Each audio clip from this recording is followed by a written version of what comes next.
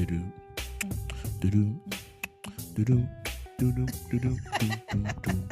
are we doing? Yo, that was a freestyle real quick. Take this act on the road. Welcome to Intellectual Foreplay. This is Mr. Nice Guy. We got K Nicole back in the building. Week number 2. We've been mad consistent. Yo, for 2 weeks in a 2 row, weeks in a row. 2 weeks in a row. Yo, we killing it right now. Yeah, we're going to give people Saturday. So check us out every Saturday. It's going to drop on Monday at noon. I've been very good about doing that. On the website. On the website. Bet. And it's going to be on Facebook. I'm going to post it on there. Okay. That's the shit. I like the Facebook feed. Yeah. Because Facebook is catching some hell though right now. They doing something. I ain't read the article. I just know their stocks is down. And you didn't read what's going on I here? ain't catch it, All right, so this is what we're gonna do. Brother. This is what we're gonna do. I ain't gonna enlighten you yet because I'm not enlightened. Okay. I just know that Mark is running from the people. But he owes people money? Nah, people got some questions about confidentiality issues going on with Facebook. But before we get into the conversation, we're gonna shout out some sponsors. Shout out to Ignite Enterprise. More than just a marketing company. We will support your social media needs. We will take care of your photography services for your local small businesses, and we will market and promote you. We work for the people. K Nicole, talk to me about your business. Shout yourself out. Shout out to Kiss Confectionery. Yes. And as a confectioner for the last, since 2014, 4 years, I make candies, I bake, I make comfort foods, I do events. So if you and your company need sweets, please feel free to call me. Hit me up my little DM, whatever you like. KissConfectionery@gmail.com. Email me. I'm available. Yes, so let's get it started. Intellectual Foreplay, Part 3. What's good, Evan? How you doing, brother? Thank you for tuning in. I see my uncle just chimed in. Thank you for tuning in, Unc. Shout out to the Jets. Not really, but you know that's your squad. And I know they're trying to make moves. The Philadelphia Eagles are still the Super Bowl champions. Y'all won one chip in y'all entire existence, and y'all just are the eternal champions. I need y'all to get humble. Get at least a second ring. Do it twice. Let's hope it's not a fluke. Whoa. I'm just saying, like, there's still plenty of teams out there that have not won and y'all just Super recently Bowl. become one that didn't. So I need y'all to really just kind of focus on the next chip before you start talking about what y'all run and how great y'all are. So my only opinion. No. No. I'm going to refuse. I am going to be so unhumble. And it's Eagles over everybody. That's pretty much kind of like how it's going to be. That's fine. But nobody's listening. No one cares. It's fine. Oh, I care. I care. I waited all my life for this moment, and I'm going to own it. Okay. And nobody is going to take that away. It's yours. It's your moment. What's going on today? All right, so I woke up with some music on my mind. Did have a couple music questions. We want to put this out there real quick. Don't be throwing me to the wolves next time like you did last time. Hey, listen, I was just quoting the. I didn't want to misquote you. We're gonna proceed the conversation. Continue. I didn't want to misquote you. All right, so K Nicole is on a date. Okay. Right, ready for that nightcap. Okay. You don't pull the ice cream out the freezer. Okay. You got the Netflix and chill popping. That's not a date. Okay. First of all, no, you had the date already. Okay, you had the date. Okay, you had the date. Okay, this is the nightcap. You had the date. Okay, this is the nightcap. This is the nightcap. That's fine. Okay. So. I know back in the day we used to have, you know, the little tape cassette that says slow jams on it. When you're on the phone, you're boo loving, you pull that out. Mm-hmm. Now, say it's time to get your feet rubbed. Okay. Your back oiled. Oh, we've been in this for a minute. That's Okay. Things is going on. Things is going on. Me up here. So what music are you popping in that? What you got that's fresh and ready to set the atmosphere for that type of nightcap? Talk to me. I'm gonna tell you, to be honest, I am like an R&B aficionado. So I like dailies, Alone Together. I like anything with Floetry. Floetry is always popping in my list. Definitely Daniel Caesar popping in my list. You know what I don't care for, and I this is gonna sound horrible. I don't care for a lot of that 90s R&B. Whoa! I love it for the experience, but I'm more like a neo soul girl. So Maxwell's Bad Habits. You know what I'm saying? Yeah, like, yes, Maxwell. Yes, Maxwell. If you try to get the buns, you gotta get the buns. Like, you can't just go for. You gotta go for that sultry sound. Like Neo, Say It. Oh, that's my jam. Usher's, Do It To Me. Like, there's a couple songs that goes to the deal, and I know all of them. Wait, but you leaving out 90s R&B though? I mean, okay, like Faith Soon As I Get Home is cute, but I'm not a big Faith fan. What you gonna do? Play like Shy? Silk? Jodeci. That's so old school, man, in the club. Hey, but listen. What you know about this here, girl? Like, yo, listen. That generation of music was just built strong. It was. They had a lot of heavy talent out there. But when I want a mood, and I'm trying to put the environment in a mood, I'm very particular about what I'm putting out there. So Callie Abrams says R. Kelly, of course. Of course. Someone has to say well, R. here's Kelly. the thing. Someone has to say back in the day, I would agree my with mind's you. telling me. But listen. You know what I'm doing when that drops? I'm about 73.5% naked. Condom in hand. Right. No. I mean, you married. But but I'm just saying back in the day. When that song comes on, it's full business at that point. It's already full business. It's full business at that point. Tony. Listen. I feel like with Tony, like Raphael Sadiq got some bangers. But I feel like I'm looking in your eyes at that point, and we're drinking wine. I told you I just made this cheesecake. It never rains in yeah. I feel like I got my bow tie game going. Ooh, Carl Thomas. Oh, lady, lay your body down. Thing is, right? Ooh, let me. Well, Uncle Carl. A couple babies when I leave. I never really got jiggy with Carl Thomas like that. I mean, no. ride music, but not like it. Carl Thomas never made the bedroom cut. Never made the bedroom cut. Did you listen to his first album? Yes. The whole thing? The whole thing. But I never got jiggy. So what do we got? We got Silk. Yes, Sagacity. Yeah. Silk is a legendary. At least 3 songs. I probably can only take 2. Lose Control. Meeting in My Bedroom. It's so many. Lick You Up and Down. Oh my God. That's too old school for me. Like, I don't want. Listen, that song still will go down. I mean, if you might as well play Earth, Wind and Fire. Babyface, The Whispers. Babyface. I feel like I love you at that point, and I want to tell you for the first time. Like in the middle. What about Brian McKnight? Brian McKnight again. I love you. I'm gonna tell her tonight. It's gonna be a surprise. Mid-stroke. I'm halfway crying. We done hit our orgasmic point, and it's like, baby, I love you. One of them type moments. I can't get to work with baby. But Jodeci all day. Yes. Jodeci is popping. The Janet Jackson album. Which one's the gas? You talking about the Velvet one? Rope? He got to be talking about that. Velvet Rope was a banger. I had one Janet Jackson song on that slow jam. What was that joint? Another time. Anytime, any place. Yes. See, listen, you That's talking it. to a professional That's making it. CD maker, bro. Like, this is what I've done for like a majority of my friends. What up, Adrian? I see you watching. Straight from Mexico. Happy birthday. Wepa. Look out for Mad Batter. Treats to lights coming through. Yes. Thank you for tuning in. I feel honored that you're watching all the way from Mexico and you're on vacation. But holla at your boy. Sagacity. Carl Thomas ain't make sad songs. Carl Thomas sexy did. songs. That was Faith, though. Of course. Personal. Oh, that's my jam. No, then there was another one. Doom, doom, doom, all right, we're not here to sing to them. They don't want to hear that.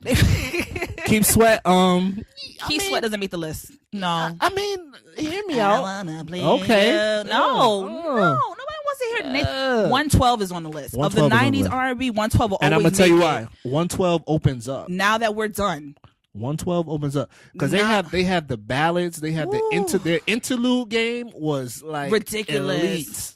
Yes. Some of the interludes could have been pretty damn dominant. They could have been real songs. Yeah, they really, and some of them did become songs in like the next album, didn't it? Like, wasn't Pleasure and Pain? Pleasure and Pain, yeah, was one of them. Yep. So like, because the first album they had the skit, and I think that they had the second album with the whatever. So I got one for you. Okay. What was your favorite 112 album? This is I always get stuck on this one. Yo, I can't. Don't do that. I can't. What was your favorite one? You got $12. 112. The first one. 112. That's a straight listener. Yeah. That's a straight listener. I'm going to tell you, though. Is it Room 112 is your favorite? Part 3. Yo, that's tough too. Part 3 was ill. Because Player will take you to church. I'm a player. Yeah. Oh gosh, Trevor, we don't pay you enough money to shut up. Girl, I Woo! I'm telling you. Yo, yeah, Room 112 was a banger too. I will give you that. I wish woke up in the morning we're not there. Sagacity, let Carl Thomas be great, please. Carl Thomas was all right, but I never got. You know who doesn't make the list, and he's my favorite singer? John Legend. He doesn't make the list. Nah, because again, that's not. I feel like we're eating dinner. At that point. He's mood like music. He's definitely mood. Play it again, Sam. Like looking at you at the corner of my eye. We talking. I'm trying to talk to you, mad smooth and seductive, and I haven't made my move yet. He's not. I haven't made. Trey Songz would have made the list back in the day. It depends. If you take some of his music and then you kind of, back in college, he wasn't out when I was in college, but he would have made. He had some cuts that would have. Joe made the list. Joe always makes the list. Joe made the list. Who else we got? On the beach of jet black sands, we about to get it popping outside in the rain and do it all night. That's one of them. Joe's always a classic. You have to have him. Shout out to 90s R&B music, but not all of it. Shout out to K. Nicole.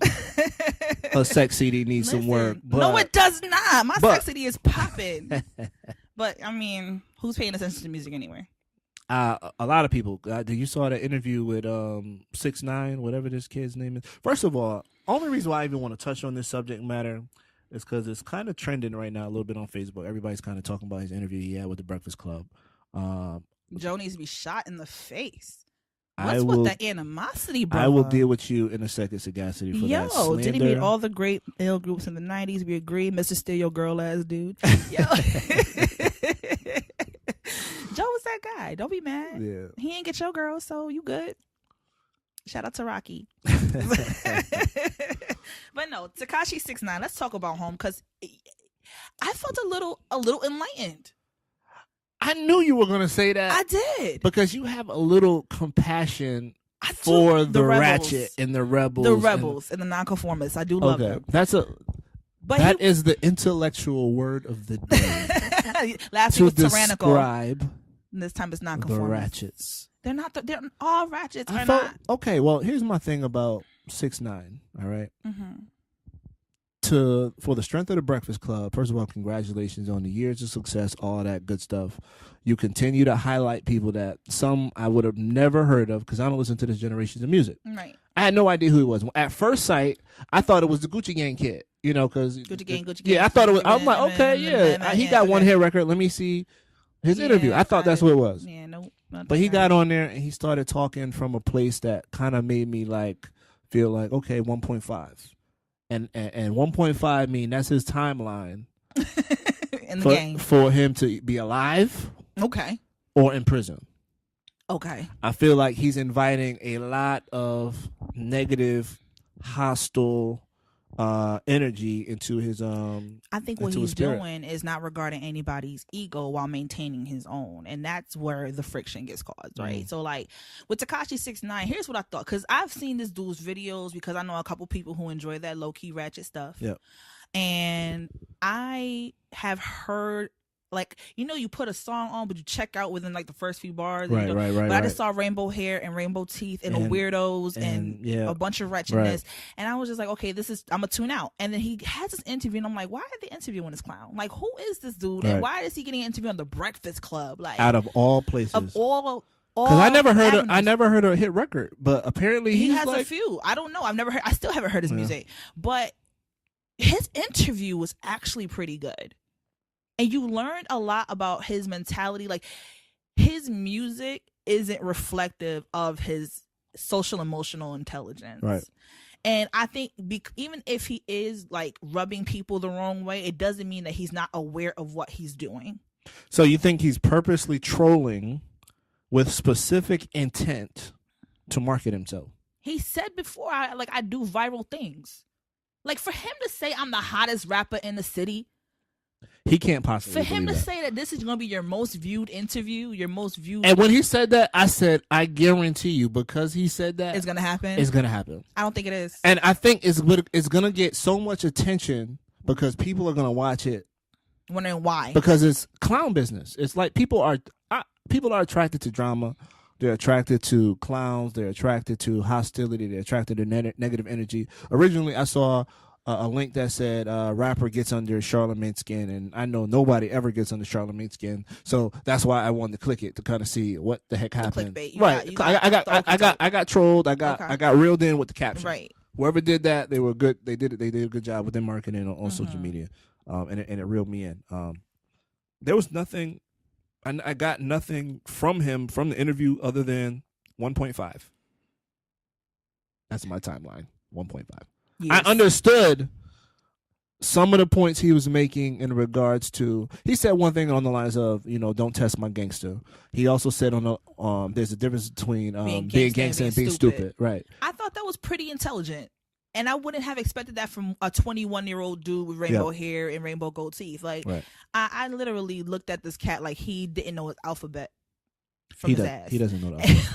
I guarantee he doesn't know that. So I definitely appreciated how he managed himself in that interview. I think he's very authentic. Even if we don't like it, even if we don't agree with it, right. Even if it rubs us the wrong way, I feel like he's very true to himself, and that's something that you have to admire. The audacity to be you. Unapologetically. You love that philosophy. Live your truth. Live your truth. Live your truth. Right. Is he really living his truth though? If he's presenting himself in a certain persona, was the word Charlamagne used, but isn't receptive to the energy that comes with it. I think what he isn't going to do is he isn't going to adjust himself to make other people comfortable. I think he believes everything he says. I think he believes in his capacity to go through any hood and do what he feels like doing without being touched. I think he really believes that. Does he really? You really think he believes that? I think he really believes that. I think not only do I think he believes it, I think he also knows that it's not true. That it's not, because he wanted to get security when he went to the venue. You feel me? So he's not dumb. Right. But I do feel like. But is that gangster? I think you can be gangster and still be scared. Okay. Gangsters aren't necessarily fearless. They're just gritty. They're willing to do things that others don't. They're willing to do whatever they have to do to get the job done. But that doesn't mean that they don't get scared or they're not worried about their lives. Right. Malcolm X is a gangster. Martin Luther King is a gangster too. Like, but they were afraid. They were afraid. Plenty of times they were afraid. Exactly. Right. And vulnerable. So they, we give this image like if you gangster, you willing to die for yours. Like, no, nobody would have died, my nigga. Like, if we wanted to die, we would have been like offed ourselves earlier. Like, I think there's a few rappers that are like that have that, like, I'm for real gangster. Like, I'm gonna walk anywhere else. Styles P. I think Styles P will go anywhere he feels like going. I feel like if he wants to go on the stage, he ain't worried about security. He gonna do what he gonna do. I feel like Young Buck is the same way. But because they get respect. If they didn't have the respect, they wouldn't feel that way. Right. That respect make a nigga feel invincible real quick, and not for nothing. If they get it messed up with the right person, and they show love. They show love the hood. So when if he go to Philly, he know where he at. You know what I mean? He show love. He not necessarily popping off at the lip, going down to disrespecting. Right, bang. Yeah. You're right. That so it's a balance. I don't know. But Tekashi 6ix9ine's interview is actually really good. No, he's not the greatest artist in New York. No, it's not really the most viewed video, but he said he better than Cardi B. He is. You think so? Oh wait, no. I don't. I think I don't even know his stuff, to be honest with you. I need to listen to his work for me to say that. I tried. I listened to one song, and I didn't quite get it. It was like you have a Mexican rapper that just threw me left off the rip. I mean, Bruno Mars is a Filipino, Puerto Rican, but Bruno Mars is an entertainer. He's a musician. He has talent. He can dance. He can clearly sing. Do you think he's an appropriator? He's a good. Not at all. Me either. Okay, so not at all. Okay. I mean, how do you appropriate pop? It's. I think it's a universal language of music. I think he's an imitator.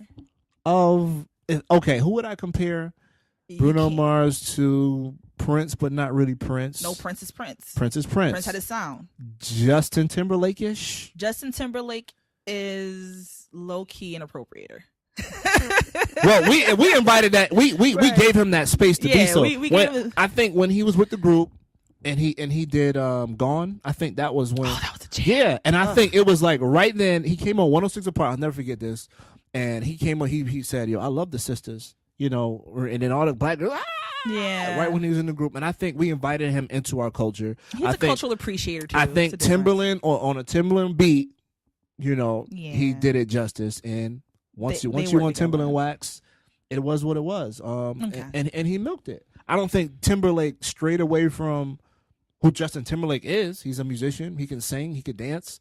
I just think we put him into our culture of beats and our culture of music, and he adapted. Right. But even Justin Timberlake has a sound. Bruno has definitely covered and paid a lot of homage to sounds that were not his own. Yeah. I can't really think of a song that doesn't remind me of another song that came 40, 50, 60 years before him. You know what I mean? So it's hard for me to give Bruno Mars the respect of an artist that is original. Like Janelle Monáe does that too. She takes like some certain sounds from, you know, back in the 80s and 70s and funk. You know what I mean? She'll take that sound and she'll make it her own. And she kind of created her own little world, and she has her own talents. But I haven't had a single Bruno Mars experience where I'm like, yo, this sounds like a classic Bruno Mars sound. It sounds like The Police. It sounds like Prince. It sounds like P-Funk. It sounds like... I mean, I think that's what kind of makes him Morris a little Day genius, at the though. time. That makes him a little genius, though, no? Because music was definitely going in a different direction. He kind of grabbed the steering wheel and it's like, all right, let's bring it back to... But so did let's Neo. bring it back to culture. And Neo did it as himself. Neo, when Neo came out, R&B was going in a whole other direction, and Neo brought back love into love music. Because Neo could write, though.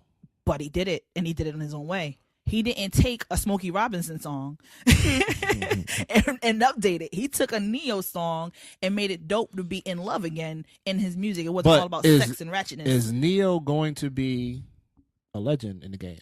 Neo is the Smokey Robinson of our generation. And Neo made the cut, by the way. Neo has made the cut. He made the Mirror, Love in the Mirror, Make Love in the Mirror. I say it was my favorite. Okay. Yeah, well, yeah. I mean, we can have... Shout out to Neo. He made the sex CD. You made the sex CD. Yes, he does. I think Bruno Mars is going to go down as one of the world's greatest entertainers when it's all said and done. Can I tell you something, though? Go ahead. He's talented. I'm not gonna take that away from the boy. I'm just saying. But when I think Bruno, I don't think he made an indentation in the industry that wasn't already there. He just filled a void that was missing, but he didn't create a space. I think he will. I think when Morris Day and the Time left, it was Bruno Mars and his gang and the Hooligans or whatever they are, and they kind of came through and replicated a whole bunch of sounds. And what genre can't Bruno Mars infiltrate currently, right now? What genre can't he invite into his music, into his studio, into his booth, and it not be a hit record? But that's going to make him a legend, in my opinion. Because he has hit records? He has hit records, but I think he has a lane that's versatile that he could kind of pick and choose and make great album. He's a good entertainer. He's pretty a good soon. singer. You want to know what's coming? What? Reggae. I pray to God that don't reggae. happen. He did try it. There's going to be a pop reggae song. Great. Okay. It wasn't that great. Let him get with Rihanna on a track. And I guarantee you, don't do that watch. No, watch. Because I hate when Beyonce touches reggae too. Like Beyonce can't sing reggae or any dance hall inspired anything. We have a question from the audience. Shout out to Ty Richardson. Everybody getting rich with Ty Richardson, motivational speaker. If you have children, a group of children, great moderator for intellectual foreplay. Yes. If you have any public speaking engagement, if you need you have a retreat within your organization, need a mentor. Ty Richardson from New Haven, Connecticut. He will service all your needs. Ty, I will not charge you for that plug. I promise. You are my brother. But Ty does have a question. Does Bruno Mars really need to create his own lane? I think in order to be a timeless and legendary artist, absolutely. Like Weird Al Yankovic has replicated people's sounds and has created a legacy replicating people's sounds, but he's not a legend. No one's saying, oh my God, Weird Al Yankovic is that dude. Like, you know what I'm saying? And Bruno Mars is Pop's Weird Al Yankovic, in my opinion. Like, he just has a lot of memorable songs that people like to dance and diddy to, but he's not going to make himself, he's not a contributor to the industry. He's not a contributor to the game. I gotta disagree. I gotta disagree. He's good. He's just not original. Time out. All right. First of all, Ty Richardson, nobody fired you. We're gonna get you on the show. I know you be making mad moves all day. You're father of the year, husband of the year. I promise you, we're gonna get you on the show. We see you, black man. We got a live. Matter of fact, I'm gonna call you later because I talked to DJ London down at the Cloud. We're gonna set something up real quick.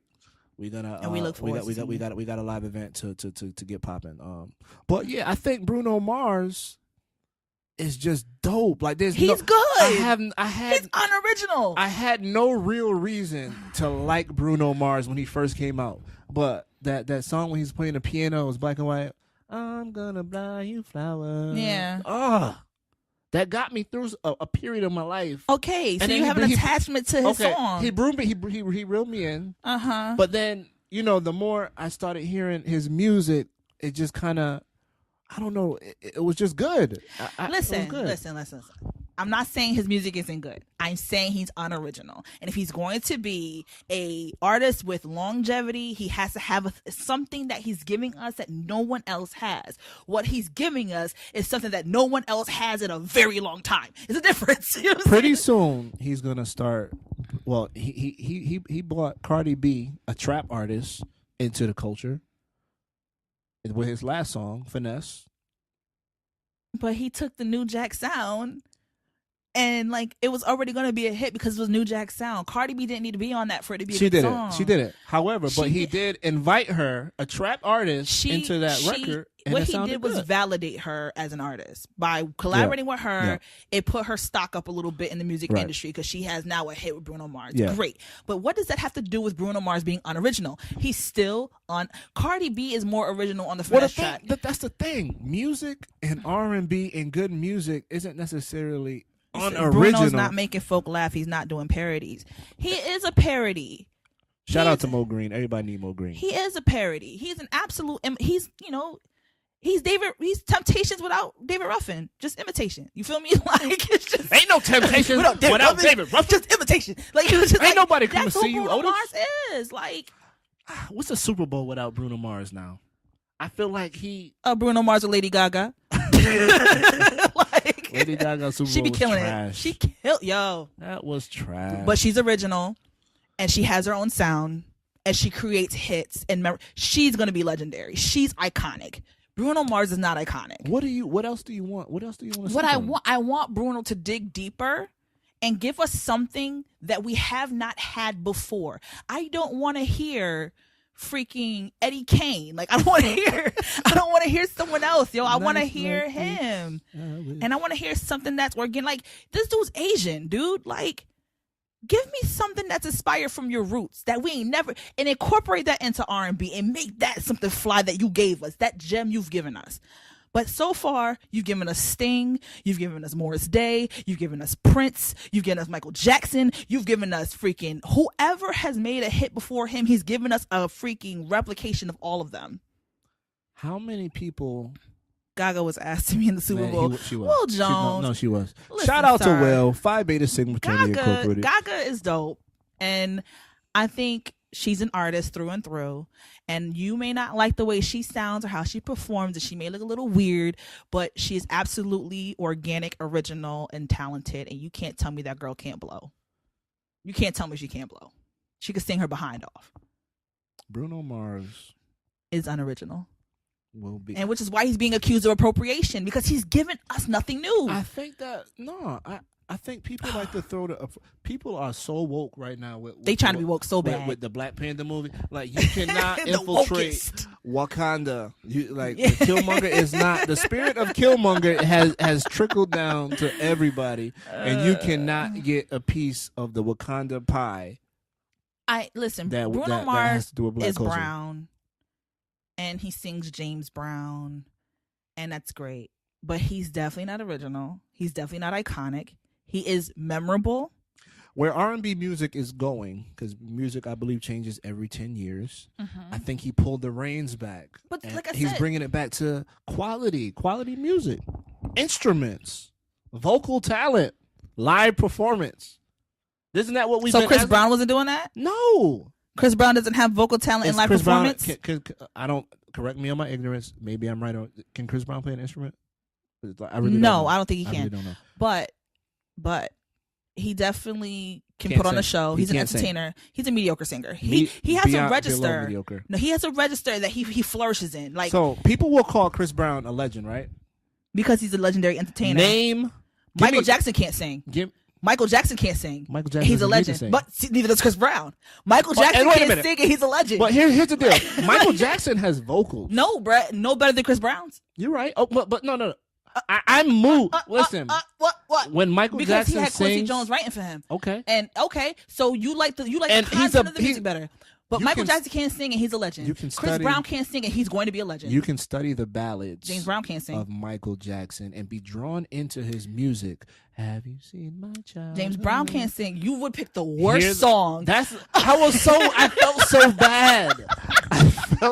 I felt like crawling under my blanket. No. Sucking my thumb and just being like reaching out to this guy. I can't. What's that the other song that Eddie Murphy made fun of She's Out of My Life? Oh man. That was a great song. Butterflies. I feel like Michael Jackson can deliver vocally and bring so me can Chris into Brown.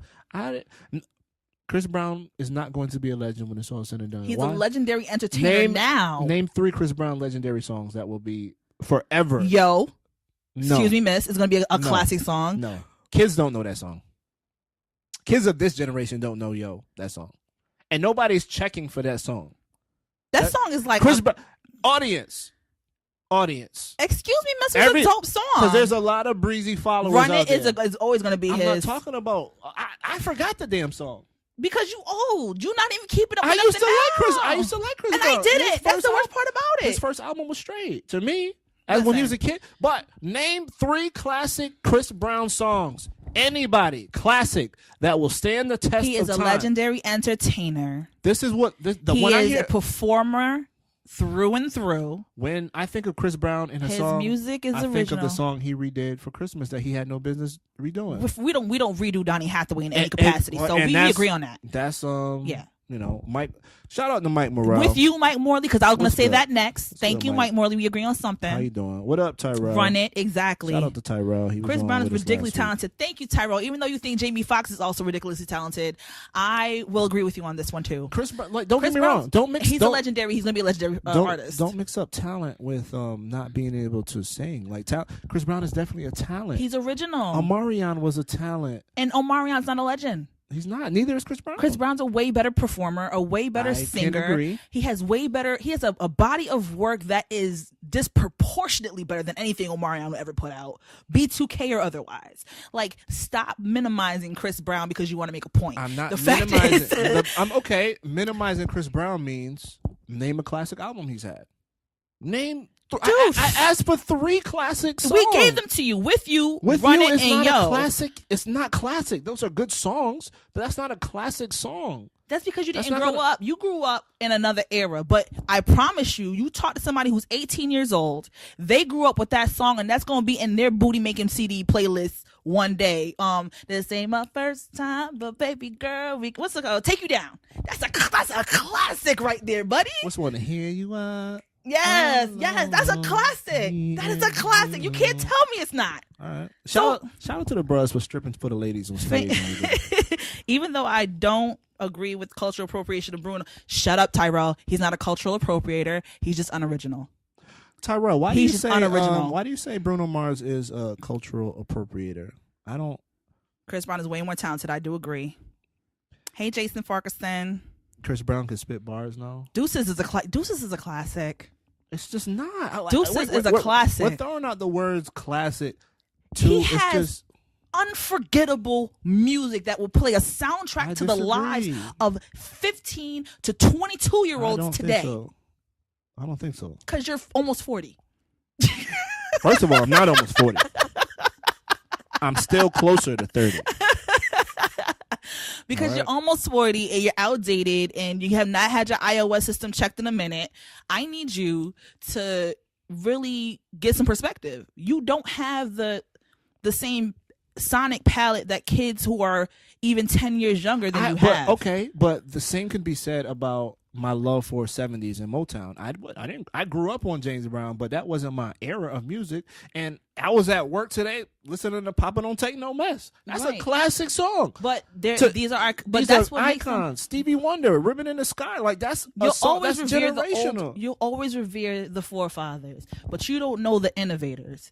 That's the issue. You don't know how to embrace. That's the problem with us as a generation. Beyonce's gonna go down as a legend. Of course, because she makes classic. And she's a great artist. But listen, but my point is, our generation doesn't know how to embrace those who pioneer our industries that exist before them into different directions. We don't appreciate it. We feel like they're tainting it, and we reject them altogether. And we don't embrace and give them a chance. Like, not for nothing, as much as it makes me want to throw up in my mouth, Migos is going to be an iconic group, and I don't want it to happen. But it's going to happen. You know why? Because they're making work for some reason. I don't know why they're making music, but they are. And my children are probably going to be like, oh my God, remember the Migos is so hot. And we're going to look at them like, we're still not going to get it. I mean, again, Migos is doing a great job at continuing to make hit records. Mike Morley says Tracy, he's the same dude that says Take Six is the best vocal R&B group. Hold up, wait a minute. Whoa. Mike, we're not going to do that about Take Six. Take Six was an elite vocal group. They're good, but they're not the best. Who's better? Boyz II Men is amazing, dog. Boyz II Men will verbally tell you themselves that they're not better. Boyz II Men will go live. Boyz II Men will go live now. Have you seen this interview? Yes. I need receipts. I need you to pull the clip. We need a producer to pull the clip. I swear on everything. Wanye right now, he was talking about his reverence for Take Six, Brian McKnight and his brother in Take Six. Take Six is vocally superior, like as a group, not as like individual performers. And I'm a Boyz II Men. Like, there's no group better than Boyz II Men. Boyz II Men is in a world class of their own, but Take no Six, one vocally, like their voices are like musical. Go to somebody in the street today, and ask them to name one Take Six song. Ask them. I didn't say album. Ask them. No, to name one Take Six song. No, ask them to name one. No one will be able to do it. I did not say a better group. That's like Sounds of Blackness. I did not Sounds say of Blackness a better is group. the group out here. Like, nobody knows their music, dog. I did not say a better group. I did not say a better. Oh God, Joshua, you're right. It's absolutely not possible. But Take Six and Trevor are pretty much Take Six is dominant. Cab Calloway music. I can't. And I don't never trust Mike Morrell, who says Day 26 is like the best R&B group ever. Get out of here. Mike, Day 26 is pretty dominant. Day 26 is great. They're pretty dominant. They're great. They're great. Yeah. But Bruno Mars is not a culture vulture. He's just unoriginal. I think there's more artists that we could kind of invite to that space that we choose not to. Justin Timberlake was a great one, a great example. Justin Timberlake is the R&B Eminem. Okay. Let's just put it out there. I won't. Don't leave. Name a white dude who did R&B. Leave Marshall out of this because I'm just saying, know how he's I feel the about R&B Marshall. Eminem. He's the R&B Eminem. We gotta embrace it. So then you say Eminem is a culture vulture, a vulture? No, I don't think he's a vulture at all. I think he's a cultural appreciator, and I think Justin's a cultural appreciator that we've embraced as one of our. He was, Mowgli in the Jungle Book. He kind of came with the gorillas and became of the apes, and you know what I'm saying. We appreciate him and we embrace him, but not for nothing, Bruno is not an appropriator. Absolutely. Bruno was brown. He probably grew up with a bunch of black people. Bruno gave us 2 great Super Bowls, and I thank him for that. Bruno gives us quality music, great albums, and he even made Cardi B's. Marshall grew in the culture, and so did Bruno. That's Mike. Mike said that. Mike, okay. That Marshall grew in the culture, right? And he did. So who didn't grow into the culture that is kind of capitalizing on? Can Hispanics be culture vultures of? Hispanics were a big part of the hip hop culture. Okay, because we never said that about Pun and Fat Joe. Jews. Okay, Jews were a big factor in the hip hop culture. They were the ones that were they fronted the money, right? And they were fronting the venue spaces for them, people to perform. So It wasn't this isn't Bobby Caldwell came first. Great one, Jason. Iggy Azalea. Iggy Azalea is definitely a culture vulture. Yes. She's definitely a gimmick. Because one minute she's, I think Sinbad said this in an interview. One minute she's like, "Yo, what's up?" And then the next minute she's, talking Australian. You know who is a white vulture? Justin Bieber. Bieber is definitely. Bieber's the vulture, And he's a racist. and we don't like him. And I never forgave him for calling us niggas anyway. Post Malone's a good call. Some people did, but I didn't.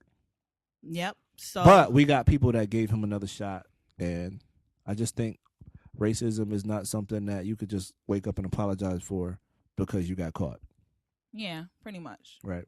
So if you don't appreciate the people and you don't appreciate those who engage in the culture, you have no business engaging the culture or profiting off the culture. Don't pimp the culture to make a paycheck.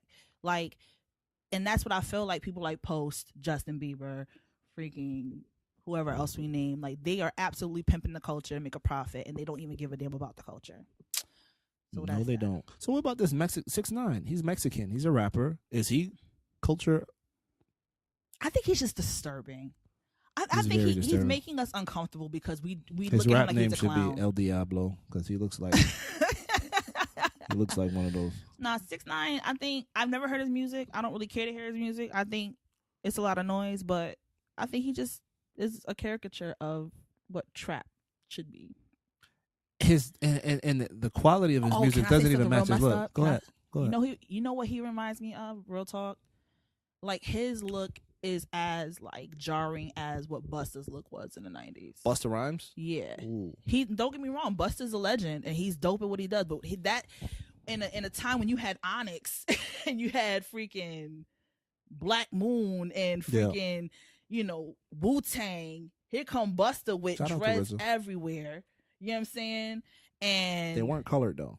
They were just dreads though. yeah, but he still looked crazy in these streets, dog. Like he made good music and we messed with him hard, but he was wearing, halter tops and metallic suits. Like it wasn't a good look for hip hop at that time. But nobody really clown Busta for that though. Because he was talented. Because he was actually good. We embraced him. But do you think like Slick Rick and Dougie Fresh and Rakim were looking at Busta like, yo, he the next dopest thing out here? They're probably looking at him like, what's this clown doing? But they never brought that type of energy to him, and Busta The never old heads invited never that did, energy. but the old heads never did that. Yeah. We do that. The old heads never did that. Because they just let it be what it was. Nah, they shouldn't. We shouldn't allow it. We know better, so they need to do better, especially when it comes to this music.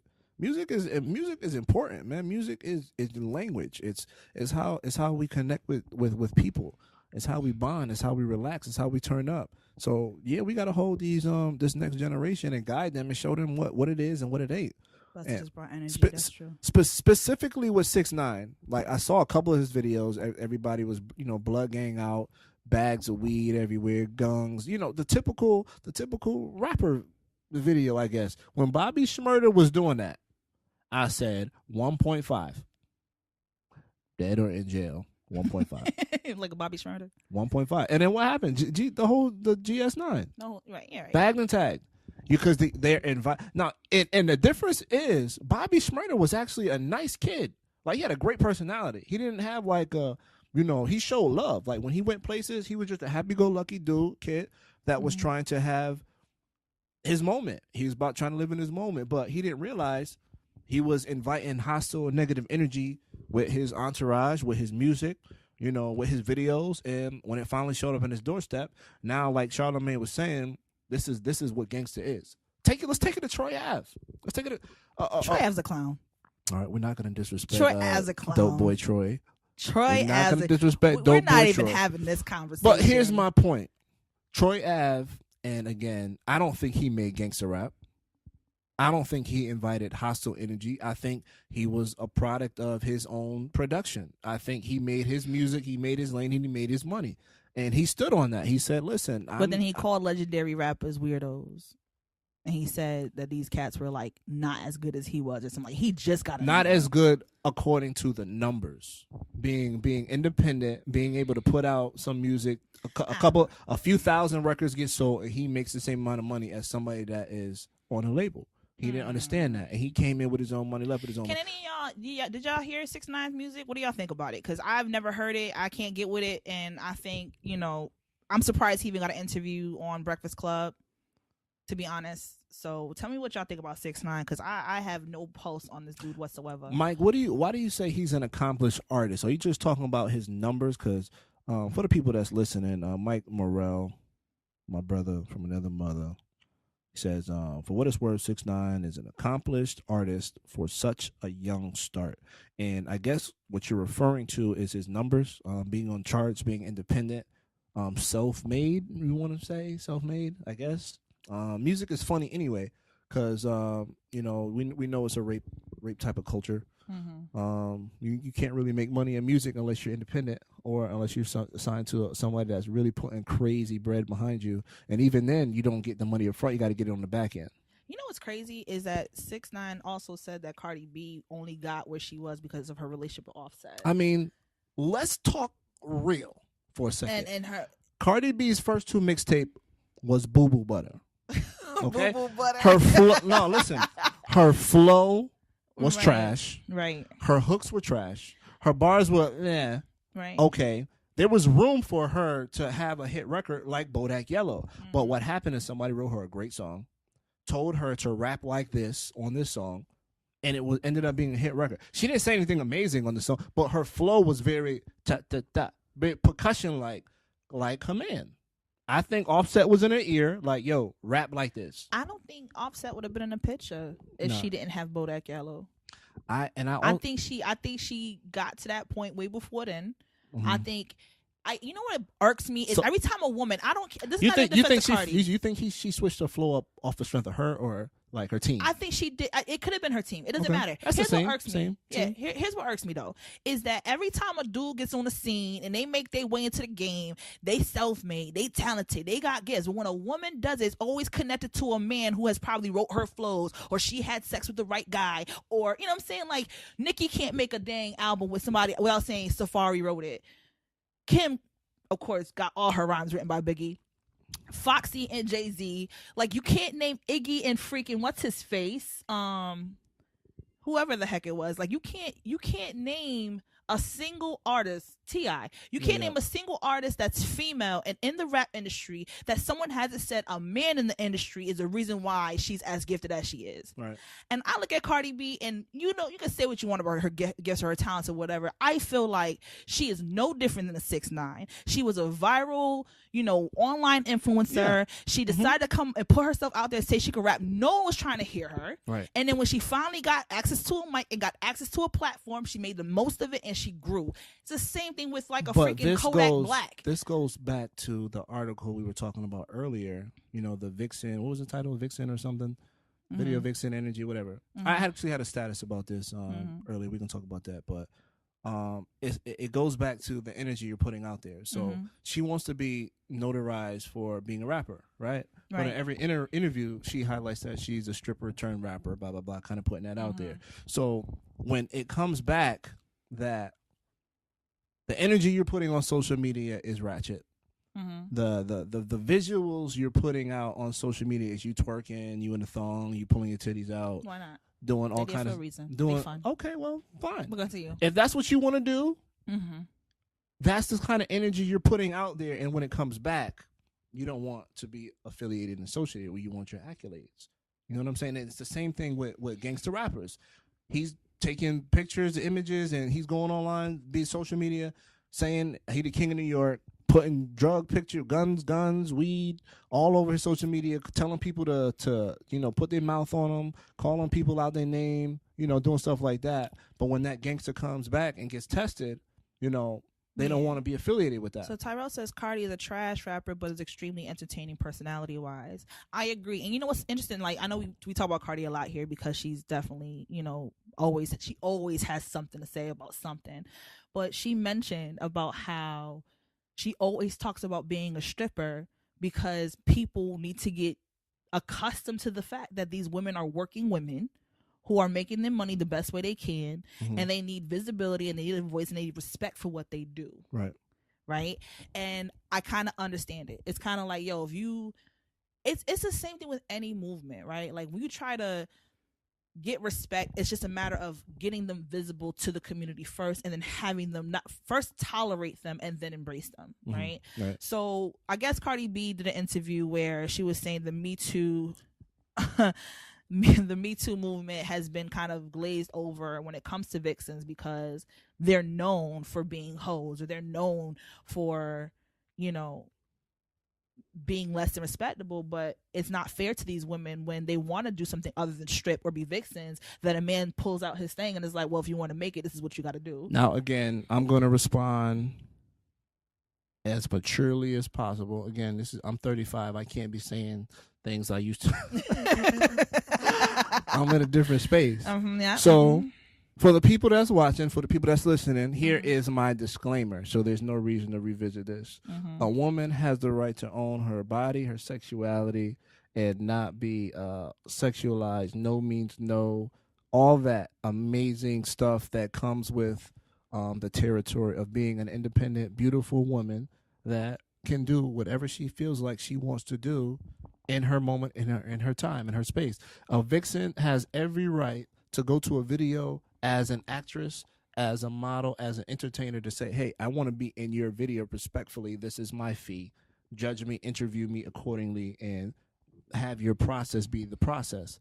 Now, here's where I kind of go a little on the dirt road a little bit. Continue. Go ahead, brother. Let it go. That lifestyle invites a specific energy, a specific culture, a specific group of individuals that are a part of it, that are going to exploit these individuals that are in the industry, not because they want to, but because they can, because of the people that are continuing to perpetuate and participate in these acts. So from a part of being respectful in the industry, they don't feel like they have to. So Mike says dudes will salute the dope boy that makes it, but scorn the stripper that makes it. That's foolish to me. Jason says you're BSing. We all know he is. What am I BSing? You're playing the adult tapes. That's fine. Give me specific. You're playing the adult tapes. You don't believe that a woman has a right to do certain things without. Like, here's the thing. That's not fair. No, you don't. You don't. And it's been very evident. It's been evident. That is over not the years. fair. It's truth. I said what I said, and I stand on what I said.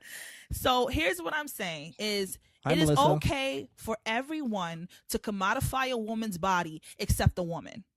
When a woman decides that she's going to take whatever endowment she has to make a coint. Word of the day. Ebonic word of the day. Then we get bothered because no one likes the idea of a woman having control over herself. Someone needs to manage the woman, and that's when y'all get uncomfortable, because y'all be feeling like, yo, wait, you're the pimp. You're the pimp. You're the privileged pimp that is sitting in the pimp chair with his pimp cup, waiting for his bottom B to make the money for you. But the minute she says, but yo, like, this is my body and I'm making the money. I really need you. Now you trying to hold on to the hoe. You know what I'm saying? It's like, how dare you, hoe, take your body that's making me money and make your own money for yourself. Right. And I think the issue is, it's always been a pimp hoe mentality when it's come to women in music.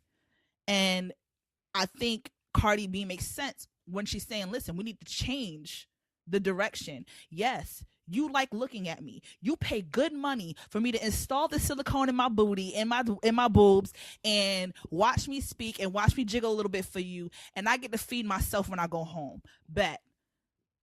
But you're not going to disrespect me, because what I do with my body and how I make my money is absolutely within the terms and conditions that I've set. The minute you decide to violate my space, you are no longer respecting the terms and conditions of our business agreement. Right. You can't not pay your car note or your car gets towed. You can't decide all of a sudden, this is my car, I'm not going to pay it to them and they ain't going to do nothing about it. Right.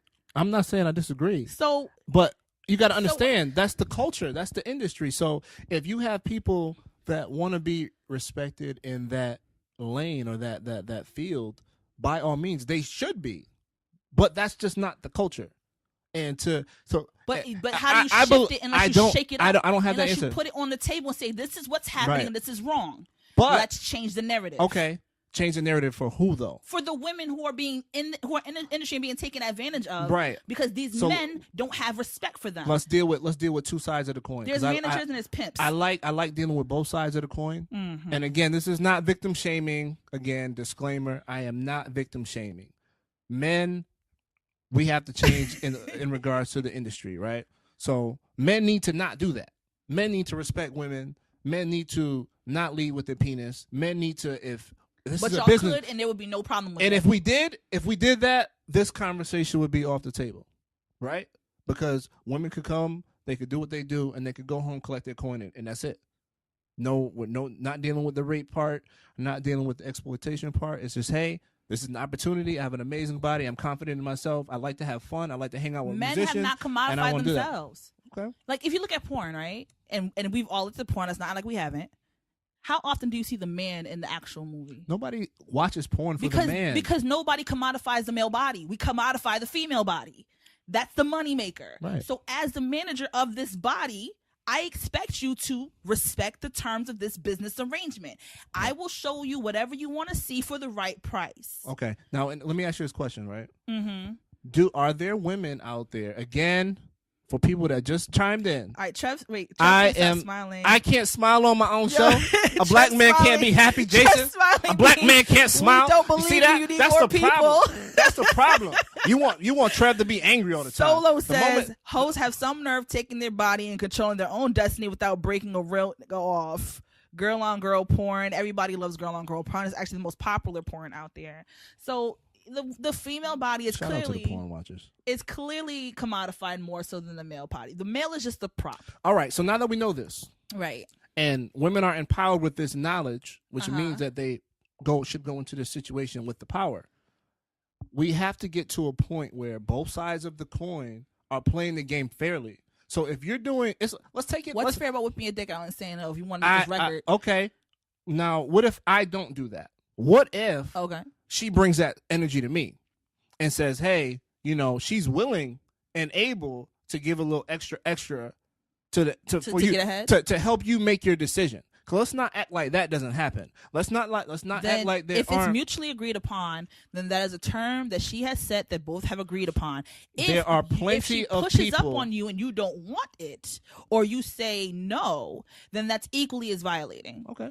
But if y'all both agree to have mutual consensual sexual intercourse over business arrangements to make more money or to have preference or favor, then that's something y'all decided to do. Does that make it difficult for the women in the industry that are playing fairly? Does that make the few bad apples, the many bad apples in the bunch that are willing to do that? Because when you date, when you're single, you got the chicks that you dig out on a regular for recreation. Yes. And then you meet that girl. Shout out to the side chick. And she's very special. Yes. And you respect her. You love her. And you don't treat her like the recreational twat. No. You treat her like she's special twat that you have to earn. Mm-hmm. So why is it then that when you had recreational puss on the side, it was Good word. Shout out to the rec. It's like, does that make it hard for the girl you actually want to be with and commit to? Does that make it hard for you to deal with her? Yes. Because you had a whole bunch of bad apples? Well, it depends. Now she may be a bad apple too, or do you fall into her? It depends on her position. Is she playing the position or is she aspiring to be the lead role? You assessing her character. You looking at this woman and saying, this is who I want. Does having all those recreational women that you've had easy access to with no effort, does it make it hard for you to then take the woman you actually want seriously, or have you made it up in your mind that you're going to take her seriously? I think it's a decision. I think you feel like it was on her. Let me answer this question. So I always said that if I was those aren't side chicks, those are bust downs. Yes, if I was an entertainer, I'm 100% sure I would be single, for the simple fact that there are women that are predators. They understand their purpose, their position. They understand their visuals. You gotta have me stand up and start clapping my hands on some black girl shit. Think about it. Think about it. So we're gonna pretend like there aren't groupies. Like that's not a real life thing. You said women are predators. Yeah. The same man. The same man. Disclaimer. Who believes in gendered everything? No, I don't. You believe that men are designed to hunt. You are a liar. Hunt and gather. You are a liar. Mufasa theory. Okay. Shout out to Patrice. Shout out to Patrice, yo. Listening to the Mufasa theory. So Tyrell says, y'all just gonna have cool topics when I'm not there. Mike says, recreational poems is essential to single life. Mike says, stop disclaiming. If you're gonna say something, be deliberate. Own it. Live in your truth. We ain't out here talking to these people to politicize our freaking show. This is intellectual foreplay. So here it is. So let's call a spade a spade. Let's call it. I'll represent, on behalf of what my understanding of what the truth is. On behalf of yourself. Yes. I feel like on both sides of the coin, there's irresponsible individuals that make the game what it is. I think that if I became a rapper today, I know that there are women that will make it difficult for me, not necessarily make it difficult for me, but position themselves to have access to me because they know they can if, they get access at the right place, right time, right moment. So if I'm trying to drop a video and this girl really wants to be in my video, and she says, I'm going to give you some of this pumps to get a feature. Right. And I'm not saying that I shouldn't have the strength, the balls, the respect to be like, no, that's not what we're doing here. This is a business, blah, blah, blah.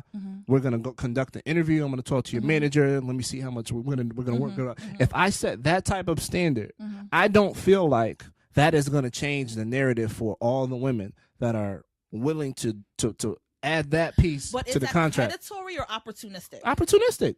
But you said predatory. And predatory. It's not predatory. Because if you agree to do it, it's not predatory. Okay. Y'all are both being opportunists. When I say predatory, you know, made me lean up in my chair. When I say predatory, I honestly believe that society has made it a little bit, has conditioned men to be less no-sayers. Okay. Always say yes. Customers always right. They have they're in a situation where it's more like poor men. If it's available, it's available, and so you take it. And most of the time, and is that predatory or opportunistic? That's opportunistic and predatory. So it's both. If the opportunity presents itself and you take advantage of it, that is being opportunistic on both ends. Samson was the strongest man in the Bible. He had one job: to drive out the Philistines.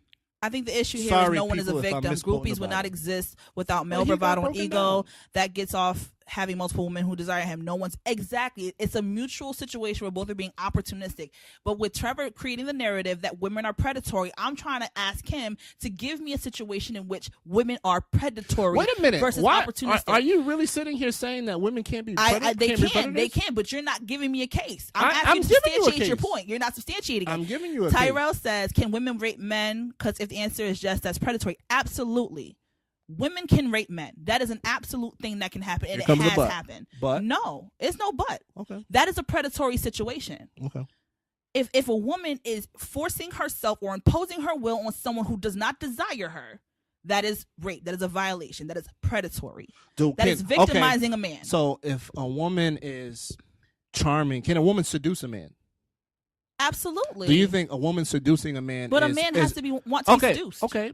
But do you think a man that is seduced is being hunted? I feel like you can pursue in whatever way you want to pursue. If it is clear that you do not want to be pursued, then that needs to be made Can a woman make a man vulnerable?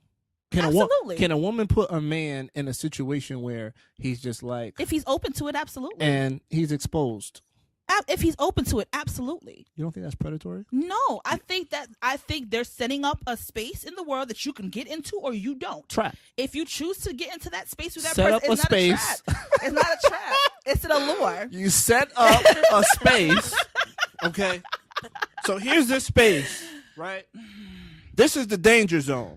I'm gonna get you to walk here because I know that there's no floor. But I'm going to put some grass over it. So that the moment you step here, you step willingly. You fell victim to the game. And you men game women all the time. So how is that not being a predator? How is that not being a predator? If she takes advantage of you, that is a little. If she came with the intention of like taking your money, for instance, or that happens.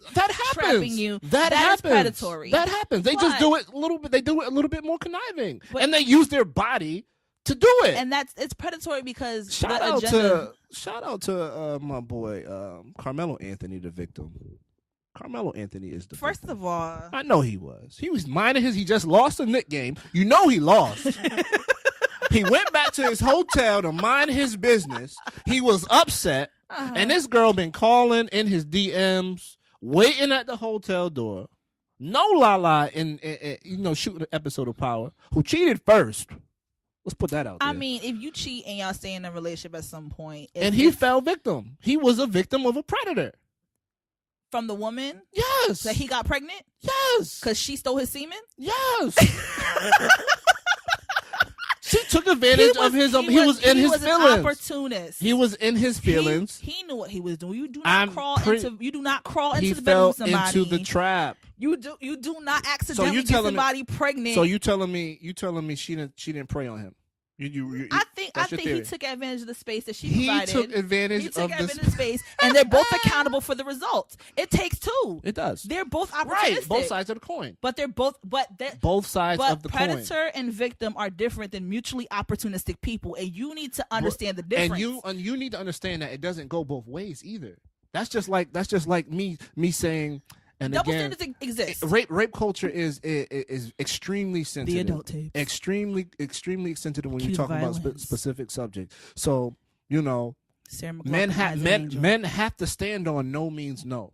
Men have to stand because on men are oftentimes known societally as to be the more assertive party. Let me ask. I can't ask you this question. Why you can't ask me that? Because you've been here a few times, a few generations, a few centuries. Ask me. I want to hear. I want you give me the female version, not K. Nicole. The female version. The female version. You're laying in the bed with T'Challa.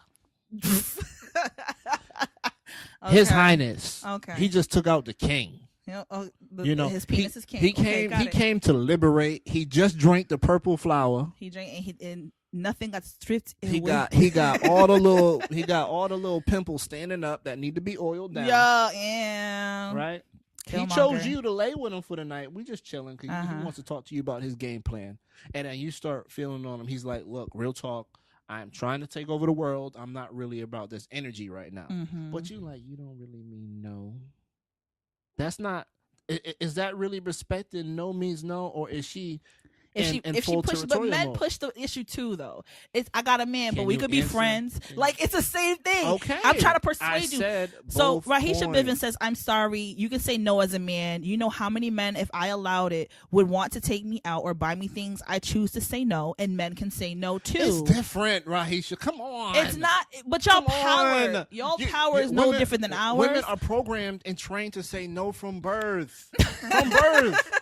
So y'all just a victim of y'all raising? I opened with society has shaped our minds to function a certain way. It's to take advantage of opportunities presented. Right. So in the hip hop culture, does that then make you a victim if you have willfully gone into a dynamic that you've been offered? Do you it's like going to somebody's house. Mm-hmm. Do you go in everybody's house and eat their food when they offer it? No. And some people, you look at the plate, be like, "Nah, I'm all set. I'm full." People have cats, and I don't eat with people that have Okay, cats. so just like you ain't gonna eat out of everybody's house, you ain't gonna dive in everybody's box because not everybody's box is for you. You have. I feel you. It's just the hip hop culture for men consists of what? Drugs, money, guns, and women. That is. What about fashion and creativity? Fashion in this generation a and little bit. Artistry. It not can't so be a pure. Not so much artistry. Not so much artistry. But to be, I can't think of one celibate rapper that is. You could be unattractive as a rapper and get Vivica Fox box. Mike says men can shut down the opportunities faster than women, but we are programmed not to turn it down. Exactly. But Mike, does that make you a victim? Yes. If you take advantage of the opportunity that's been given to you. Yes, because consciously you know something could be wrong, but the weakness of majority of men is women. It's a weakness.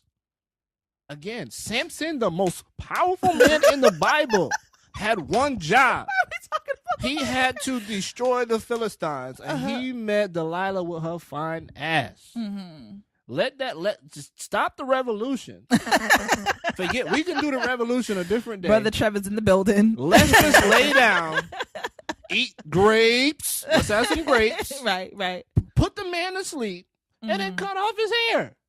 And he woke up a little noodle leg bitch.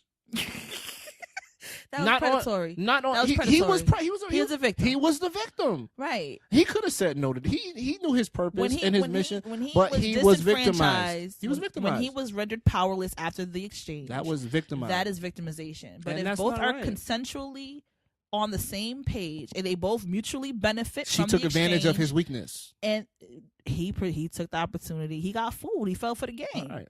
But like sometimes men, let's be honest, are more assertive and aggressive when it comes to women. No, because when y'all always think y'all have the power, especially entertainers. Absolutely. In most dynamics with men and women, until they get to know the woman, it is a pimp hoe dynamic. It always is. Unless it's your mama or your sister, when you deal with a woman, your main objective in some capacity is to figure out how you can either conquer that situation or take advantage of that situation. Mike, to answer you, I'm not saying men that are knocking down a bunch of women are victims. I'm not saying that. They're just men knocking down a bunch of women.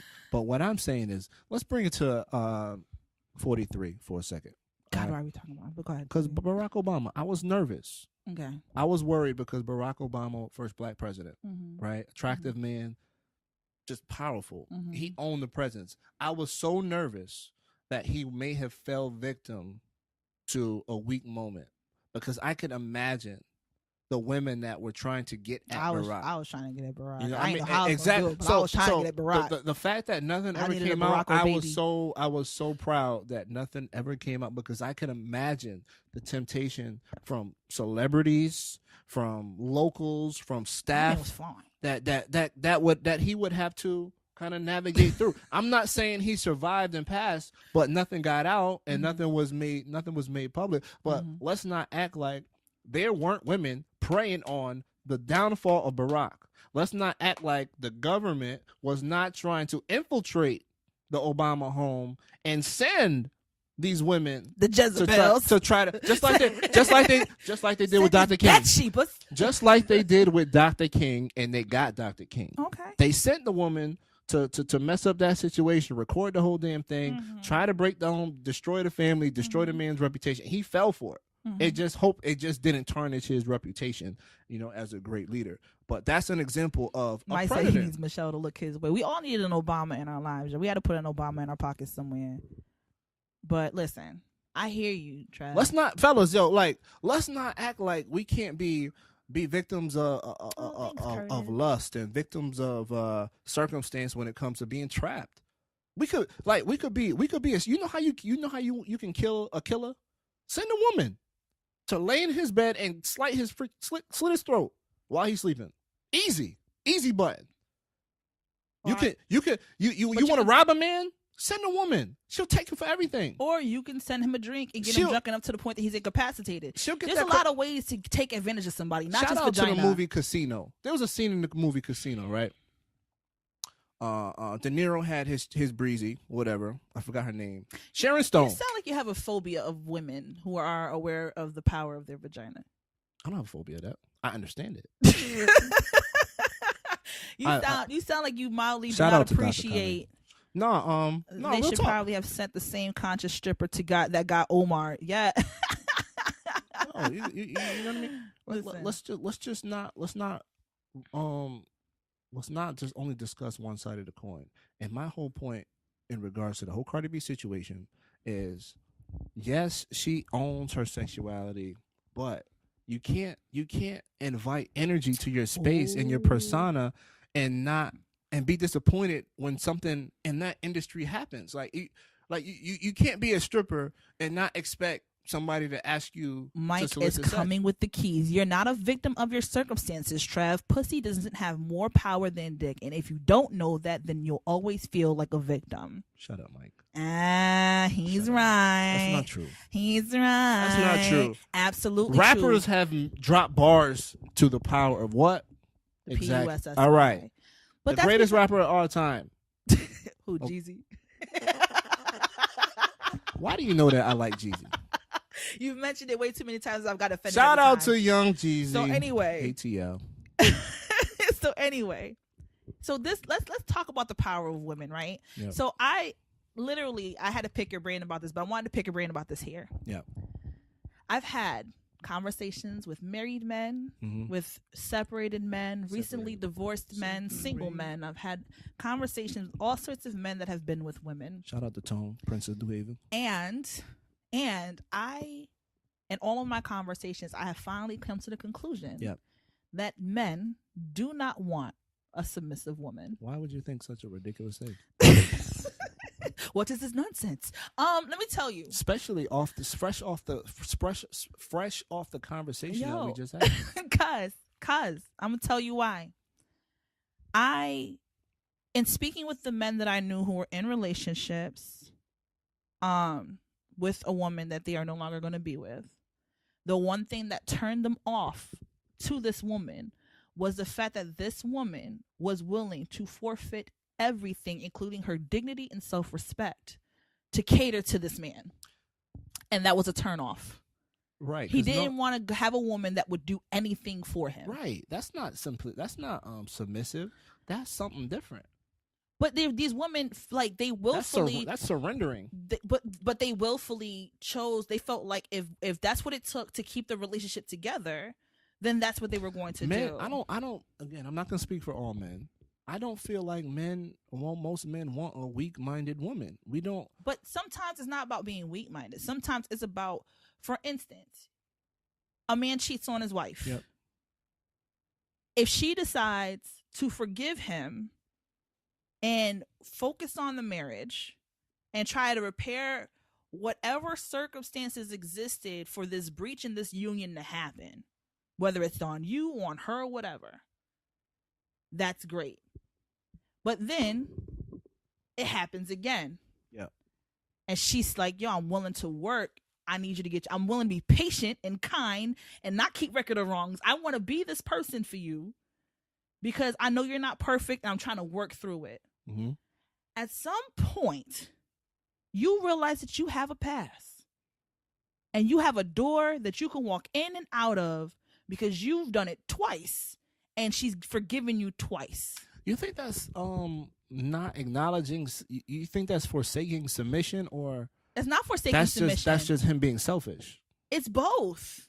Because here's the thing: you put submission is what basically you're putting somebody before yourself. You're putting somebody's priorities in relationships. I think it's a subjective term. Let me give you my definition of submission. I think both are required to submit equally. I think, of course, I think it's a responsibility of a man. But people mess up. Yeah, of course. Nobody's gonna. Okay. And that has everything to do with submission, though. It's acknowledging your faults, right? Attempting to live as best as you can in your truth, and at the same time, doing what you have to do to sustain the relationship.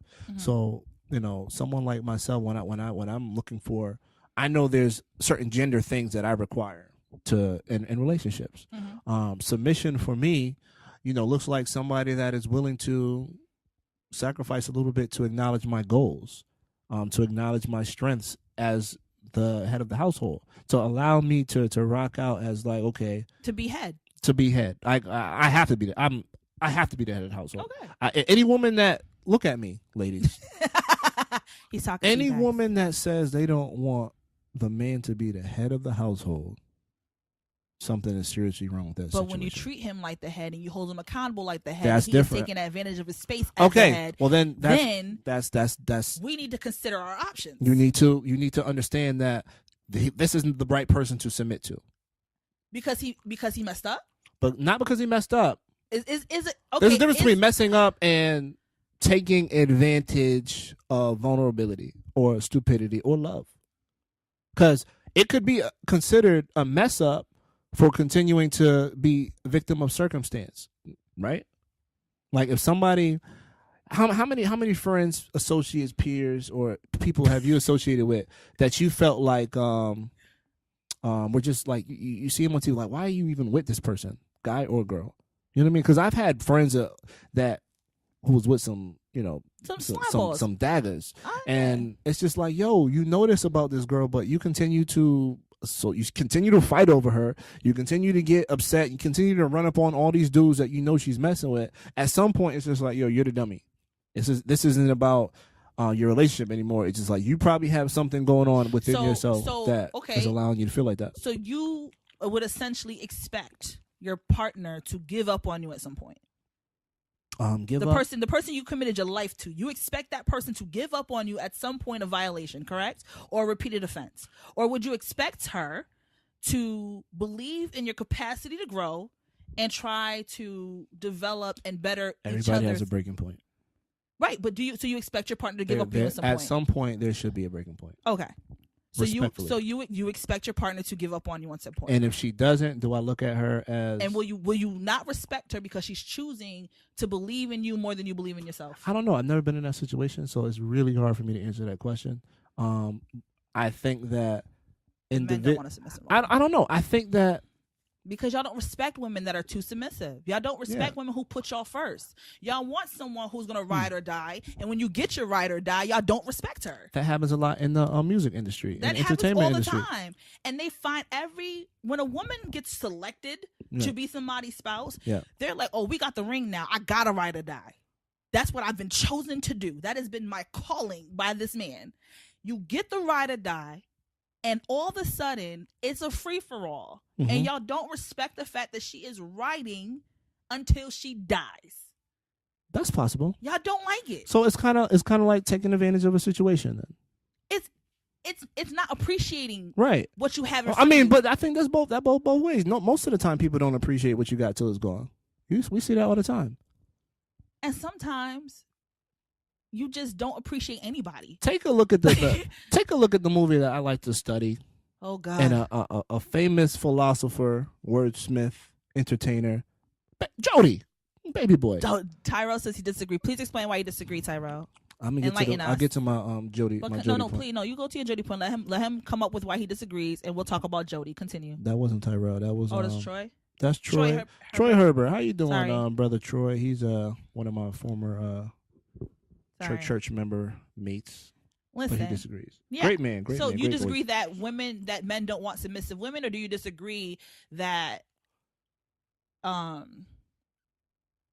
was the point that women shouldn't ride or die or something like that? Like what are you disagreeing with? No, Tyrell, I called the wrong name. I'm sorry. My bad. This question is for Troy. It's for Troy. So tell me what you disagree with and explain it. And we're gonna revisit the Jody point. I want to hear the Jody point now. Let's go. Okay. I'm ready. So Jody was dating what baby on Peanut and who else? I don't remember that damn movie. It's what's her Tyrese name? Film. I don't watch a Tyrese film. All right, so Jody and his baby mama. Mm-hmm. He didn't really appreciate her until essentially they broke up, right? Mm-hmm. And he found strength to recommit to her once she was gone. Mm-hmm. So it honestly, it takes for men to lose things to kind of appreciate their value.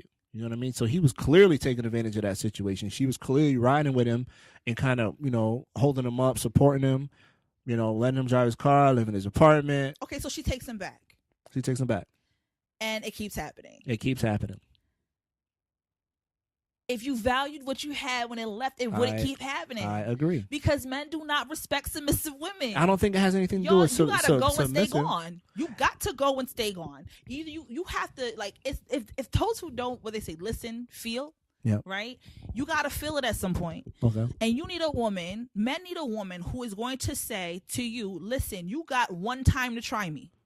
And you got to have a healthy amount of fear of loss of that woman. When a woman provides you the comfort of knowing that she's going to be there for you through thick and thin, no matter what, because you're imperfect, she embraces you. That's when y'all sit there and lose y'all damn minds. Mm-hmm. We got a response from Troy. Okay. So Troy says, I do prefer and respect the ride or die. That's part of the reason for dating this woman in the first place. So, he's understanding that being a ride or die is what we look for. And I think even from an entertainment standpoint, they always marry the high school sweetheart. They always marry the person that they were broke with, right? Mm-hmm. That's their wife. That's the person they usually procreate with, like the majority of the kids. Mm-hmm. You have a couple one-offs here and there, but celebrity status and money, that's just a different type of culture, different kind of beast. Doesn't make it acceptable. Doesn't make it acceptable. But I understand. Men with options don't respect submissive women. Solo, you speaking the truth. Sagacity says, so if women should only be submissive to a point, then who decides where that breaking point is? There's a fine line y'all dancing on. I can tell you who decides that. each individual decides that on their own terms, because even though they are a unit and they're married together, they still have to make individual decisions for themselves in that dynamic that's healthy for them if they can't make decisions that are healthy for each other or in each other's best interests. At some point, you have to self-preserve. And sometimes you have to self-preserve at the, discomfort and disadvantage of somebody else. Solo Escobar says men with options don't respect submissive women. You said that, but to answer that question or to kind of address that statement, that kind of goes back to being a part of a certain culture or a certain environment. Hell, again, like I said, I want to be in a relationship. I want to be married if I was a world entertainer. That's a recipe for disaster. But even you localize it, I think even locally, a beautiful individual can have options. You know what I'm saying? And having the ability to have so much options. We've talked about pretty girl syndrome and the Mufasa theory, and all that stuff kind of ties itself together in regards to having options. Being submissive within your options just simply means you just have to have real honest conversations with your spouse. You have to be disciplined. Submission is a discipline, right? And that's the thing. People ask for submission but lack the discipline it takes to actually inherit someone like that. Now, what other aspects of submissiveness come? What other acts of submission? Other than monogamy. Right, let's talk about finances. Okay. Finances are a big reason why couples break up all the time. Right. You have your head of household that manages all the funds. Yep. And he decides to take advantage of that pool of money and betray the trust by buying things she shouldn't be buying. Prostitutes, porn, whatever, drugs, prostitutes and porn. Drugs, alcohol, the vices that we don't want to fund sometimes. Right. That it's a betrayal of trust. So monogamy is not the only area where trust can be broken. Yes. The fact of the matter is, when that trust is betrayed, and you forgive that person, or you decide to ride or die with that person, or you decide to grow through the pain with that person, it creates a space in that relationship that either the opposite party is going to get smart, change their behaviors, and appreciate that they got a second chance, or they're going to test the limitations. You gave them the rope. Now they're trying to be a cowboy, and they want to sit here and just push the envelope as far as they can until they hit the breaking point, if they hit the breaking point. Now, in regards to submission, financially, you said, right? Submission financially. I had a couple conversations with some people back in the day who have trouble with very strong, dominant males that use finances to put them in a submissive category. That's some pussy shit, but right? Continue. No, it is. It is. Yeah, you can buy anybody. You can't work now. It's not that she doesn't want to work. Yeah. You can't work. So now you need me. You have to rely on my finances. You can't go out and socialize because you need me for that. That type of submission is whack, and that happens a lot. But if we're in a situation where I'm financially stable, or let's flip it, say my significant other is more financially stable than I am, and I legit don't have to work, can I be okay with flipping the role and making the household work based off of things that I'm not necessarily accustomed to doing and being the mom, dad of the house? Can I do that? Can I submit myself and can I submit my ego to take on, quote unquote, a woman's role? I don't know. I've never been in that situation. You have to submit. You have to forfeit your ego. You got to forfeit the ego. You have to try doing things you've never done, but that's part of submission. Right. It's part of that compromise, right? But once you put yourself in a position where you realize, or she realizes that you need her more than she needs you, there is a level of respect she may lose. Just like there has to be a healthy fear of loss in this relationship in order for the relationship to maintain itself. Right. I have to value, because when you value things, right, you're not going to break it. No. When you value things, you're not going to just lose it, right? No. So you have to value your partner enough to say, yo, I don't want to lose this individual. Let me keep it. Let me reel it in. Let me keep myself in check. Let me be disciplined. Right. Shout out to Darrell Henderson. Winner's Circle just chimed in. He's looking for somebody to kind of fill him in on the topic. Somebody give him the backstory. Sagacity, Jason. Heck ain't said a word. Somebody tag Heck. Tag Links Media. Shout out to Links. But I would say it also depends on the man. If he's not the kind of person that appreciates women like that, then he definitely going to take advantage of her. But I would also say that a real man wants a submissive woman that's also willing to respectfully speak her mind. Respectfully. Sometimes having an opinion is just disrespectful to a man. And what kind of opinion are we talking about? Because there's a lot of different, opinions like, oh, Trevor, you know what? You need to go back to school to get your master's degree so that we can be on the same educational level. That's disrespectful. Is it, or is she trying to encourage? No. I've been in situations like that before where some women would legit try to use their social status, their education to kind of make me feel like my goals were inferior to the relationship. Like the fact that I didn't aspire at that specific time to matriculate in higher education, I was wrong, or there was something wrong with me. So, that's disrespectful. Darrell says, my value to the household worth way more than my income. But not for nothing, there are some men who only value themselves based on what's in their pocket. And their wallet determines their value. Just like there's some men who feel like their value is determined by what's between their legs. Some people have the ability to find worth in themselves outside of, superficial things that can be acquired anywhere. But it's the same thing with men. Like, you could find a good woman anywhere. I've been told this by men. It is way easier to find a good woman than it is to find a good man. So you might as well buck up and keep yourself together, or else I will go find the next one. I've had those conversations. So not for nothing, dudes do get it twisted. You're trying to get this bread. Mother Nature playing me. Poor fools. And then Solo says, some opinions come uninvited. I think sometimes if your partner is not charging you to have uncomfortable conversations, then y'all are never going to grow. Sometimes you have to put things on the table that may not always be welcome. Right. So that you guys can challenge your own understanding, not only of yourself, but as a unit. That shouldn't be disrespectful, though. That's healthy dialogue that sometimes requires. Mike says he should have been here. Talk to us, Mike. Give us your opinion. That sometimes requires third-party intervention. Shout out to Jalan, the therapist. Yes. Jalan posted a status like even therapists need therapists. And there should be a therapist present in any couple, regardless of social status. I think a lot of these conversations do require a filter because it could come out in a disrespectful manner that may not be the intention.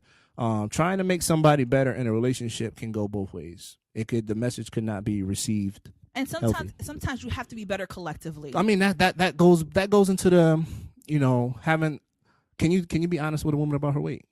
Yes. You cannot. Yes, you can. Listen, I'm gonna tell you I'm fat. I ain't got no problem talking about that. You've been here before. You don't count. But some people know themselves. Don't be in a relationship if you don't know yourself. If you don't know your shortcomings, your strengths, if you don't know what your gifts are and what your weaknesses are, at the end of the day, you should not be in a relationship. Know yourself before you get to know someone else. Most people can't even someone else is going to define who you are. Most people can't even have honest conversations about their sexuality with their partner. Those are difficult conversations to have. Finances. They're only difficult because we don't want to confront our insecurities. We don't want to confront the things that make us feel insufficient to a partner. So, of course, it's hard to have those conversations. But those are the exact conversations you need to have in order for you guys to grow. Right. I get you. Ain't gonna argue with me. You better not. I agree. So listen, it says Troy Herbert says having an opinion is okay, but it's all about how you say it, because you can say the right thing but say it the wrong way. Right. Communication involves two things: a transmitter and a receiver. Do you really need that taco? Like you had a double cheeseburger that's shaming. earlier. Listen, I'm gonna eat this. See, that's why I can't be your wife. So. You gonna put all the guacamole? So Darrell says, I'm a super dad. I'm a good provider. Housework and college degrees not my thing. My grind on $1 million. My fam wants for nothing. I'm cool with me being broke if they got everything. You better go, black man. Shout out to Darrell, who ain't gonna never be broke. Mitch Moody says, I feel like the issue is that people don't know how to control their happiness, and the stresses of life are put on their partner, which lead to trouble and what could be paradise. That's absolutely true. People often look for their partners to fix the things that are broken in them, and you need to address that yourself. Absolutely. Can you be submissive? And okay, how about it? Can you be a leader of the relationship and ask somebody to fix some type of brokenness in you, and still expect submission from that person? So if I'm asking you to be submissive and I'm the alpha in the relationship, can I if I'm allowing her to come into my space of vulnerability, is she still submissive at that point, or are we still? If she's submissive, if she respects your insecurities, to not take advantage of them. You can be the lead. Being a leader doesn't mean that you're flawless. It just means that you're acting in the best interest of the unit. You are the one that's making the best decisions, hopefully for the collective. That doesn't, like, being a leader is actually being a servant to the collective. Of course. So it's not about power. You're endowing them a space where they could betray your trust and they could take advantage of you. But it doesn't necessarily mean that you can't ask for support in your own growth. So you may see something wrong with yourself and you want to develop or whatever, but she may be a great support, but she's not going to be a great cure, because no one else can cure anything wrong with you but you. So continue. Sagacity says, know yourself before being in a relationship. That sounds too logical and real. Stop. Dorel Henderson says, good point, Troy. Solo says, Tracy should never have to count. She's an entity that's been here before. Bump both of y'all. Who said that? Solo. Hey. Shout out to my grandbrother. Mike says, as a man, I can be compromising, but I will never be submissive. I can understand that. Sagacity, nope, don't ask anyone to fix something in you. You can only ask for support. Sagacity says, I'm on gospel today. Leader is a servant. Waka. I'm not trying to be preachy, y'all. I just feel like we just need to change our perspectives on what we can control versus what someone else should. Right. And if we don't have these conversations, we don't really know our own power. And that's the point of intellectual foreplay, everybody. Boom. You know what I mean? We got to have these conversations. We got to invite people to get comfortable and to allow themselves to allow someone else to make them vulnerable. Otherwise, why be in a relationship? Right. There's no point. You have to trust them. You have to be. I tell people this all the time. Being in a relationship is kind of like putting yourself in position for one person to really hurt your feelings. Of course. Very bad. Of course. And if you're not able to experience that kind of vulnerability, don't waste your time. Boom. I agree. You feel me? Dang, we was hitting it today. We didn't even have to segue. Like, it just kind of like you know, it kind of eased us. You all right. You all right. You all right. You all right. You all right. Yo, intellectual foreplay, baby. We had a great time today. We need to get some guests. Okay, Mike and Tyrell want to come out and talk. Mike and Tyrell want to come back. We need to have y'all come. I'm telling you, what I really want to do is, I want to go. I'm gonna holler at Mama Peaches. Okay. Because open mic getting ready to come back on Mondays. I feel like maybe we should do something prior to open mic.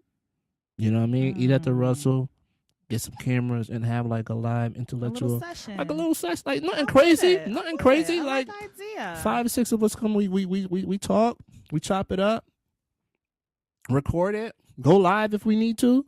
That'd be kind of fly. Holla at Miss Peaches. We just came up with $1 million idea for you. Everybody got to go down to the Russell where it's what smooth at. But yeah, man, we had a great time with y'all today. K Nicole, close us out with a little random thought. You always got me on a random thought. Yes, because it's random. Yo, honestly, you know what my random thought was today, and I've said this before. Like, I was eating a hot dog, and I'm like, yo, sauerkraut is nothing but German unseasoned kimchi, son. Yes. You know what? Also, though, like, if you look at garlic Parmesan wings, that ain't nothing but some fried chicken scampi. Random thoughts. You actually, I hate garlic parm. I love garlic parm, dog. It's all about the lemon pepper. I really do. So Tyrell says, only if I'm there, ain't nobody coming to see you, Trevor Otis. they try to come It's always about Otis kept the group together. Remember that. Otis was the glue.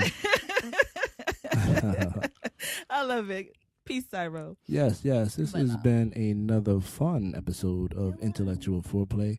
Thank you all for tuning in. We had a lot of people chiming in and give us great feedback. You could catch us this episode again on Monday at noon. If you want to be a guest or if you have any topics, email us intellectualforeplay. Tell your friends about us. 00 like, share the feed. Let people know that we're trying to have a discussion. Like, it's a community thing, man. Let's all get together. Share the video. Share the podcast. The podcast is on YouTube. You just search Intellectual Foreplay. You could also search Mr. Nice Guy. Subscribe, and we will start shooting live from YouTube very soon. As soon as I learn how to do it, but I'm getting it. Shout out to the producer, Trevor, Ignite Enterprise. We working.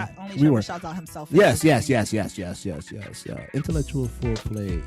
We are signing off. This is Mr. Nice Guy. Hey, y'all be blessed. Y'all be blessed. On theme music. Who's spitting? Hey.